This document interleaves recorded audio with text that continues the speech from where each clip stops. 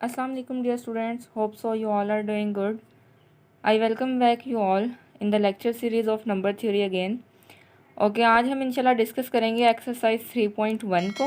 Exercise 3.1 जो है वो हमारे पास इसमें बहुत ही इजी से क्वेश्चंस हैं, कुछ थोड़े से कंसेप्चुअल हैं लेकिन वो इंशाल्लाह हम उनको देखेंगे आज। फर्स्ट क्वेश्चन है हमारे पास कि it has been conjectured that there are infinitely many primes of the form n²-2 exhibit 5 such primes. वो कहते हैं कि हमारे पास एक कंजेक्चर है, मतलब एक कंक्लूजन हमने ड्रॉ की है किसी इंफॉर्मेशन की बेसिस पे कि n²-2 की फॉर्म के इनफाइनाइटली मैनी प्राइम्स होते हैं। तो हमने इसी तरह के 5 और प्राइम्स जो हैं उनको फाइंड आउट करना है। तो n²-2 की फॉर्म के हैं। अब यहाँ पे लिखा हुआ है कि there are infinitely many primes of the form n²-2। तो अगर n²-2 के बहुत सारे प्राइम्स हैं, तो अगर हम ये जो प्राइम नंबर्स हैं p को अगर हम प्राइम से डिनोट करें और उसकी जगह पे हम ये वैल्यूज़ पुट करें n²-2 में, तो जब हम 2 पुट करते हैं तो हमारे पास 2 आता है, ये एक प्राइम नंबर है। 3 पुट किया तो 7 आया, ये भी प्राइम नंबर है। 5 पुट किया तो 23 आया, ये भी हमारे पास एक प्राइम नंबर है। 7 पुट किया तो ये वो। अभी जो यहाँ पे मिसिंग है असल में वो इसलिए नहीं किया क्योंकि अगर हम 4 को पुट करें, 4 का स्क्वायर क्या होता है हमारे पास 8 - 2 6, और वो हमारे पास प्राइम नहीं होता। तो जो मिसिंग है वो हमने नहीं लिखना है। तो ये लाइन वाइज कंजेक्टिव हमारे पास ये वो नंबर्स हैं जिनको हम n की जगह पे पुट करें तो हमारा आंसर जो है वो प्राइम नंबर बनता है। So these are 5 primes. Next हमारे पास है क्वेश्चन नंबर 2 के give an example to show that following conjecture is not true. हमने कोई एग्जांपल देनी है जिससे ये प्रूव करना है कि जो फॉलोइंग कंजेक्चर है वो ट्रू नहीं है। वो कंजेक्चर कौन सा है कि p+a²। Every positive integer can be written in the form of p+a² where p is either prime और 1। ठीक है, अब इधर उन्होंने कहा है कि हमने ये प्रूव करना है कि ये चीज़ हमारे पास ट्रू नहीं होती कि हर पॉजिटिव इंटीजर को हम p+a² की फॉर्म में लिख सकते हैं। तो इसको हमने किस तरह करना है कि let us consider N integer 25। कोई भी हमने यहाँ पे इंटीजर लेना है क्योंकि उन्होंने कहा कि एवरी पॉजिटिव इंटीजर, तो अपनी मर्ज़ी से हमने कोई भी पॉजिटिव इंटीजर ले लेना है। अब यहाँ पे मैंने पॉजिटिव इंटीजर लिया है 25। इसको अब देखते हैं कि p+a² की फॉर्म में लिखा जा सकता है या नहीं। तो अब हमारे पास ये सारे a² हैं और ये सारे हमारे पास p हैं। तो 0² + 25, 1² + 24, ये 2 का स्क्वायर है, ये 3 का स्क्वायर है, ये 4 का स्क्वायर है। तो अब अगर यहाँ से देखा जाए ये है तो 25 ही, ठीक है, लेकिन उसको p+a² की फॉर्म में जो है वो हमारा लिखना ठीक है या नहीं। अब यहाँ पे ये है a², ये है +24, ठीक है, ये इस फॉर्म में लिखा गया। ये है 2² + 21, ये भी 25 बनता है। 3² और इसी तरह 4² के लिए। अब यहाँ पर हमारे पास जो p है वो तो प्राइम होना चाहिए था, a की जगह पे हमने ये वैल्यूज़ पुट करनी थी, लेकिन p जो हमारे पास p है वो प्राइम होना चाहिए था, जबकि यहाँ पे हमारे पास 9 भी प्राइम नहीं है, 16, 21, 24, 25 इनमें से कोई भी हमारे पास प्राइम नंबर नहीं है। जबकि यहाँ पे तो कहा गया था कि हर पॉजिटिव इंटीजर को इस फॉर्म में लिखा जा सकता है जहाँ पे p हमारे पास प्राइम या फिर 1 होना चाहिए, लेकिन यहाँ पे ये प्राइम नहीं है ना ही ये 1 है, तो इसलिए ये कंजेक्चर जो है हमारे पास ट्रू नहीं है। थर्ड क्वेश्चन है कि prove each of these assertions की जो हमारे पास स्टेटमेंट्स दी हुई हैं हमने इनको प्रूव करना है। हमारे पास पहली स्टेटमेंट है कि any prime of the form 3n+1 is also of the form 6m+1, कि अगर हमारे पास कोई भी प्राइम नंबर 3n+1 की फॉर्म का होगा तो फिर वो 6m+1 की फॉर्म का भी होगा। अब हमारे पास है कि एनी ये प्राइम नंबर हमारे पास है 3n+1 की फॉर्म का। We have a prime of the form 3n+1 यानी p is equals to 3n+1। अब अगर हम इसको रिप्लेस करें +1 इधर आके -1 हो जाएगा, तो ये हो जाएगा कि p-1 is equals to 3n। अब n जो है वो अगर इवन हो, ठीक है, क्योंकि n इवन भी हो सकता है वो ऑड भी हो सकता है। अगर n लेट सपोज हमारे पास इवन है तो इसका मतलब है वो टू के मल्टीपल की फॉर्म में होगा। जब वो 2 के मल्टीपल की फॉर्म में होगा तो हम कहेंगे कि p is equals to 3n+1 था हमारे पास, इधर n की जगह 2m पुट किया तो 3 × 2m+1 ये हमारे पास बन गया 6m+1। तो इस तरह ये चीज़ हमारे पास प्रूव हो गई है, ठीक है, कि 6m+1 की फॉर्म में भी होता है जो कि हमारे पास अगर 3n+1 की फॉर्म में हो। अच्छा, नीचे हमारे पास है कि each integer of the form 3n+2 has prime factor of this form, कि हर इंटीजर जो हमारे पास 3n+2 की फॉर्म का है has prime factor of this form, तो उसका जो प्राइम फैक्टर है वो भी इसी फॉर्म का होगा। अब इसको किस तरह करना है कि let a b the integer, हमारे पास एक इंटीजर है ए ऑफ द फॉर्म 3n+2 और p हमारे पास एक प्राइम फैक्टर है। तो हमने क्या करना है कि by division algorithm p is equals to हमारे पास या तो 3r+1 होगा या हमारे पास वो 3r+2 की फॉर्म में होगा, ठीक है, क्योंकि 3n+2 तक है, तो या तो वो 3r+1 की फॉर्म में होगा या वो 3r+2 की फॉर्म में होगा। अब लेट कर लेते हैं कि every prime factor of a is of the form 3r+1। यहाँ पे तो दो फैक्टर्स हैं ना, लेकिन हम लेट कर लेते हैं। अभी हमने अपनी तरफ से एक सपोज किया है कि फ़र्ज़ किया कि ये जो दोनों फैक्टर्स हैं ना, ये इन फॉर्म के नहीं, ये सिर्फ इस फॉर्म के हैं, ठीक है, यानी दोनों फैक्टर्स जो हैं वो एवरी फैक्टर जो है वो हमारे पास 3r+1 की फॉर्म में है।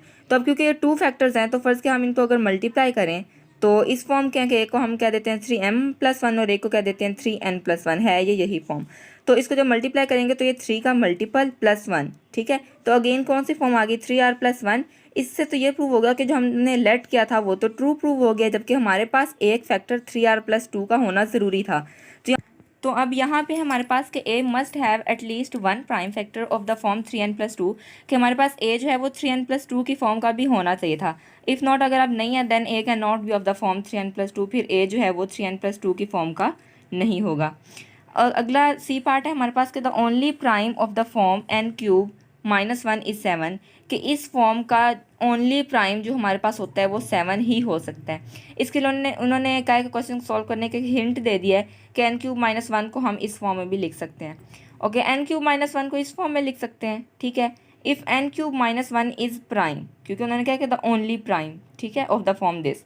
तो अगर n³ -1 हमारे पास प्राइम है देन वो लाजमी ग्रेटर, उसका जो n है वो ग्रेटर देन 1 होगा, क्योंकि प्राइम के लिए कंडीशन ज़रूरी होती है। तो अगर ये ग्रेटर देन 1 है तो हम इसको फ़र्ज़ किया 2 के लिए चेक करते हैं। तो ये हमारे पास जब हम इस चीज़ में वैल्यू पुट करेंगे तो ये आ जाएगी 2 - 1 × 2² + 2 + 1, ये यहाँ पे आ गया। तो ये हमारे पास आ गया 1 × 7 = 7। अब हम क्या करेंगे कि for n greater then 2 p would have factors of 2 integers. अगर हम ग्रेटर देन 2 पे चले जाएंगे तो ऑब्वियसली जो हमारे फैक्टर्स हैं फिर वो 2 इंटीजर्स की फॉर्म में आ जाएंगे, ठीक है। So only for n = 2 p can be prime. सिर्फ n = 2 के लिए ही p जो है वो हमारे पास प्राइम आ सकता है, जो कि 7 था। अदरवाइज हम n ग्रेटर देन 2 के लिए कोई भी वैल्यू ले लेंगे तो वो हमारे पास प्राइम नहीं होगा, मतलब कि 7 नहीं आएगा। ओके, नेक्स्ट डी पार्ट है कि the only prime p for which 3p + 1 is a perfect square is 5। ये सेम पार्ट सी जैसा है कि only prime p for which 3p + 1 is a perfect square is p = 5, यानी p अगर 5 put करें तो ही ये वैल्यू परफेक्ट स्क्वायर बन सकती है, अदरवाइज नहीं बन सकती। तो वो किस तरह है कि p अगर 5 है तो हमने p की जगह पे 5 पुट किया तो ये हमारे पास आ गया 16, और 16 जो है वो 4 का स्क्वायर होता है, तो ये हमारे पास एक परफेक्ट स्क्वायर है। So for any value of p not equal to 5 3p + 1 can't be a perfect square. क्योंकि देखें अगर हमारे पास 3 × 5 हमने पुट किया ना, अगर हम यहाँ पे 3 के साथ 6 पुट करें +1 तो ये होता है 18 + 1 और ये 19 बनता है, और ये परफेक्ट स्क्वायर नहीं होता। इस तरह किसी के लिए भी हम इसको चेक कर देंगे तो ये परफेक्ट स्क्वायर जो है वो नहीं बनेगा। तो इस तरह ये चीज़ प्रूव हो गया। नेक्स्ट हमारे पास है part E, the only prime of the form n² - 4 is 5। Again उसी तरह का क्वेश्चन है कि the only prime of the form n² - 4, यानी वो प्राइम जो n² - 4 की फॉर्म में होगा वो सिर्फ 5 हो सकता है। तो इसको प्रूव करने के लिए क्या करेंगे कि लेट p = n² - 4, यानी p वो प्राइम है जो n² - 4 की फॉर्म में है। अब दो, इसको हम 2 का स्क्वायर भी लिख सकते हैं, दो स्क्वायर्स के दरमियान में माइनस है, एक दफ़ा प्लस में और एक दफ़ा माइनस में लिख दिया। इफ़ p इज़ प्राइम, अगर p प्राइम में है तो प्राइम की हमारे पास क्या कंडीशंस होती हैं, हमने ये पढ़ा हुआ है पहले कि आइदर फर्स्ट फैक्टर इज़ 1, कि या तो वो 1 होगा और या वो p होगा, ठीक है। तो अब हमारे पास दो फैक्टर्स हैं n+2 और n-2, इसका मतलब है इसमें एक फैक्टर जो है वो p है और एक 1 है। तो दो पॉसिबिलिटीज़ बनती हैं कि या तो n+2p है या n-2p है। अगर n+2 p है तो n-2 1 है, अगर n-2 p है तो फिर n+2 1 है। अब अगर p हमारे पास n+2 है और सेकंड फैक्टर जो 1 है वो हमारे पास n-2 है, तो यहाँ से हम n की वैल्यू निकालेंगे, n = 3 आ जाएगा। 3 इधर पुट किया तो ये 5 आ गया, और जब हम इसको इसके लिए सॉल्व करें तो ये -1 आता है, और इसको इधर पुट किया तो ये -3 आता है। लेकिन हमने तो ये प्रूव करना था कि n² - 4 के जो फॉर्म में प्राइम है, the only prime of the form n² - 4 वो हमारे पास 5 आता है। तो यहाँ पे अगर हम फर्स्ट पॉसिबिलिटी के अकॉर्डिंग देखें तो हमारा आंसर 5 आता है, सेकंड के मुताबिक 5 नहीं आता, तो हम कहेंगे so the only possibility is n = 3 then p = 5। Question number 4 हमारे पास है कि if p greater than equal to 5 is prime number show that p square plus 2 is composite. कि अगर हमारे पास p जो है वो greater than and equal to 5 है और ये एक प्राइम नंबर है, देन हमने शो करना है कि p स्क्वायर प्लस 2 जो है ये कंपोजिट होता है। इसके लिए उन्होंने हमें हिंट दिया है कि p takes one of the form, p हमारे पास या तो 6k प्लस 1 की फॉर्म में होगा और 6k प्लस 5 की फॉर्म में होगा।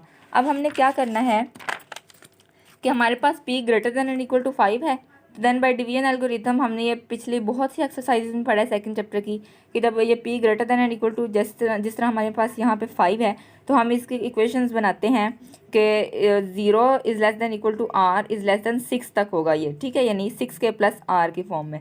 अब अगर जो r है वो इससे छोटा होता है, ठीक है, r लेस दैन 6 है तो इसका मतलब है वो 5 तक होगा, तो ये इंटीजर्स बनेंगे 6k, यहाँ पे रिमाइंडर 0 है, 6k प्लस 1 2 3 4 एंड 5। अब as it is given that p's of the forms, हमें हिंट इन्होंने यहाँ पे दिया था कि p हमारे पास किस फॉर्म का होगा, 6k प्लस 1 या फिर 6k प्लस 5। तो अगर 6k प्लस 1 की फॉर्म में है तो p का स्क्वायर, p की जगह पे 6k प्लस 1 इसका स्क्वायर ले लिया प्लस 2, इसको सॉल्व किया तो इन तीनों में से 3 कॉमन आ रहा है, इसका मतलब ये 3 के मल्टीपल की फॉर्म में आ गया है, तो प्राइम तो ये नहीं है। तो सेकंड कंडीशन क्या है कि फिर ये कंपोजिट है। 6k प्लस 5 के लिए चेक किया तो भी ये सब में ये इनमें से 3 कॉमन आएगा, तो इसके लिए भी ये हमारे पास क्या है, कंपोजिट है। और क्वेश्चन में उन्होंने ये कहा था कि अगर हमारे पास p स्क्वायर प्लस 2 की फॉर्म में होगा greater than and equal to 5 के लिए, तो वो हमारे पास prime show that p square plus 2 is composite. तो p स्क्वायर प्लस 2 जब हमने किया है तो वो हमारे पास बोथ केसेस में कंपोजिट ही आया है, इट इज़ ऑल्सो कंपोजिट जब भी हमने सॉल्व किया है। So in both cases p square plus 2 is always composite. आगे है क्वेश्चन नंबर 5, इसका ए पार्ट है कि given that p is prime and p divides an, prove that p n divides an। Very simple question है कि p उन्होंने क्या prime है और वो डिवाइड करता है a की किसी भी पावर को, तो अगर p की भी कोई पावर ले लें तो वो डिवाइड करेगा a की पावर n को। अब given that p divides a n, p divides a n का क्या मतलब है कि अगर इसको हम फैक्टर्स भी इसके बना लें तो वो उसके किसी ना किसी एक फैक्टर को डिवाइड करेगा। जिस तरह हमारे पास फंडामेंटल थ्योरम ऑफ अरिथमेटिक होता है तो उसमें यह है कि अगर p डिवाइड्स a b, ठीक है, तो वो या a को भी या तो a को डिवाइड करेगा या b को या बोथ को। तो वही केस यहाँ पे है कि a की पावर n है, इसका मतलब है a को भी डिवाइड करेगा, a को अगर डिवाइड कर रहा है इसका मतलब क्या है, इस तरह मल्टीपल की फॉर्म में होगा इज इक्वल्स टू p के। अब इस पूरी इक्वेशन पे की पावर n ले लें तो an is equals to p n और के एन। तो अगर ये इस तरह मल्टीपल की फॉर्म में है जिस तरह ये था कि a is equals to p k, इसका मतलब है p डिवाइड्स a, तो यहाँ पे भी अगर ये इस फॉर्म में है तो हम कहेंगे p n divides a n, hence proved. Part b भी बहुत ही सिंपल है कि if GCD of a b is equals to p a prime, what are possible values of GCD of this and this. कि अगर इसका answer p आता है तो इसके लिए इसका जो GCD है वो हमारे पास उसकी पॉसिबल वैल्यूज़ क्या होंगी, since p divides a and p divides b।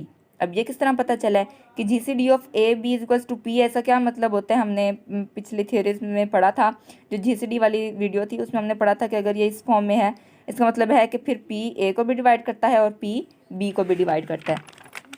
उसके बाद हमारे पास है कि हमने ये पढ़ा है कि P n divides A N, तो इसका मतलब है पावर अगर हम कोई भी ले लें इसका मतलब है p square divides a square and p square divides b square. तो अगर ये इन दोनों को डिवाइड करते हैं तो इसका मतलब है कि फिर ये इसका GCD को भी डिवाइड करता है, यानी p square divides GCD of a square and b square. अब यहाँ पे है ए स्क्वायर एंड बी, अब यहाँ पे कोई भी पावर आ सकती है, इसका मतलब है p square divides a square, और यहाँ पे कोई भी पावर नहीं है तो इसका मतलब हम है कि पी डिवाइड्स ए। अब अगर ये इसको डिवाइड करता है इसका मतलब है इसको इस फॉर्म में भी लिख सकते हैं, ठीक है। तो इसमें हमारे पास हमारे जो GCD है वो क्या आया है p, और सेम हम जब इसको इसके लिए सॉल्व करेंगे तो GCD आ जाएगा p स्क्वायर। क्वेश्चन नंबर 6 में है कि establish each of the following statement. हमने ये स्टेटमेंट्स को प्रूव करना है कि every integer of the form n4 + 4 with n greater than 1 is composite, ठीक है, कि हर इंटीजर जो इस फॉर्म का होगा विद n ग्रेटर देन 1 वो हमारे पास कंपोजिट होगा। और इसके लिए हिंट उन्होंने ये का यूज़ करना है कि n4 + 4 को हमने 2 क्वाड्रेटिक फैक्टर्स के प्रोडक्ट की फॉर्म में लिखना है। उन्होंने हमें कहा था कि n4 + 4 को हमने जो है 2 क्वाड्रेटिक फैक्टर्स के प्रोडक्ट की फॉर्म में लिखना है। तो हमारे पास जो इसका 2 क्वाड्रेटिक फैक्टर्स हैं वो ये आ जाएंगे, ठीक है। इनके प्रोडक्ट को जब हम मतलब कि हम इन दोनों को जब मल्टीप्लाई करेंगे तो हमारे पास n4 + 4 आ जाएगा। अब हम क्या करेंगे कि since it is given that n is greater than 1, ठीक है, इन्होंने हमें क्वेश्चन में बताया था कि हमारे पास जो n है वो ग्रेटर देन 1 है। तो अगर n ग्रेटर देन 1 है तो इसका मतलब है कि जब हम इसका स्क्वायर ले लेंगे, ठीक है, तो ऑब्वियसली वो पॉजिटिव होगा और वो ग्रेटर देन 1 ही होगा। तो इसके लिए भी ग्रेटर देन 1 होगा, इसके लिए भी ग्रेटर देन 1 होगा। अब दो फैक्टर्स ऐसे आ गए हैं जो दोनों ही ग्रेटर देन 1 है, जबकि प्राइम के लिए तो ये चीज़ नहीं होती। Here are two factors of n4+4 that are greater than 1, ठीक है, दो फैक्टर्स हैं जो कि ग्रेटर देन 1 है, so it would be definitely composite. तो फिर ये कंपोजिट ही होगा क्योंकि प्राइम की कंडीशंस को फुलफिल नहीं करता। सी पार्ट है कि any integer of the form 8n+1 where n is greater than and equal to 1 is composite, कि कोई भी इंटीजर जो इस फॉर्म का होगा और n greater than equal to 1 होगा वो कंपोजिट होगा। अब इसके लिए हम क्या करेंगे कि उन्होंने कहा है कि 8n+1, ठीक है, और उन्होंने कहा कि कंपोजिट भी होना चाहिए। इसका मतलब है कि उससे कोई ना कोई फैक्टर और डिवाइड करना चाहिए, ठीक है। तो इसके लिए क्या होगा कि हमारे पास हिंट उन्होंने दिया कि 2n+1 डिवाइड्स 2^3n+1। अब 2^3n+1 को हम क्या लिख सकते हैं, 2n होल पावर 3, ठीक है, तब भी ये 3n बनेगा +1, ठीक है। अब ये हमारे पास एक फॉर्मूला होता है कि a³ + 1 इस फॉर्म में लिखा जा सकता है। तो अब अगर इसी को इस चीज़ के लिए देखेंगे 2n³ है +1, तो इसको इस फॉर्मूले के मुताबिक जब ओपन करेंगे तो याद आएगा 2n+1 इंटू दिस वन।